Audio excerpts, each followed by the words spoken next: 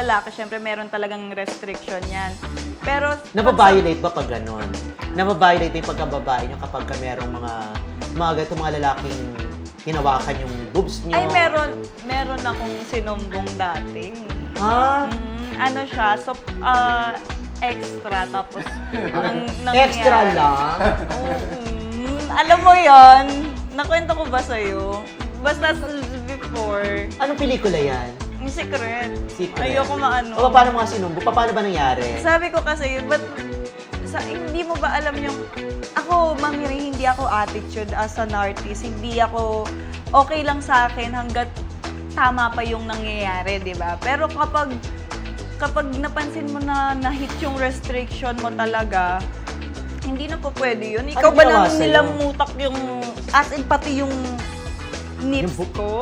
Ah, talaga? As in, lamutak na ganyan. Siyempre ako, ayoko nang maulit to. Tuloy-tuloy na. So, hindi ako nagreklamo nung sinushoot.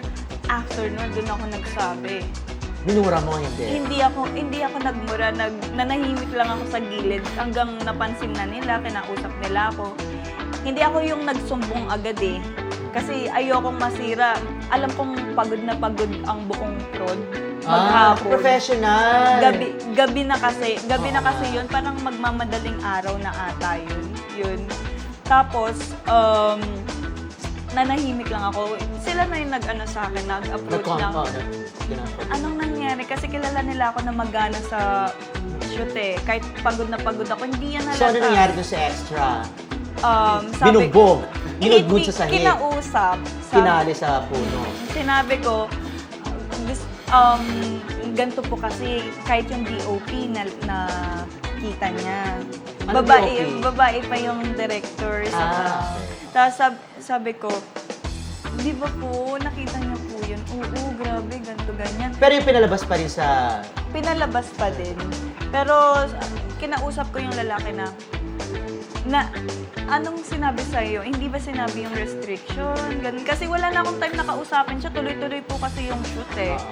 Siyempre, So, dapat ganyan yung tono mo. Alaw ba na may restriction? Hindi ka nagagalit? Hindi po. Yeah. Kinausap ko siya ng maayos. Na alam ko sa sarili kong galit ako pero kinokontrol ko po.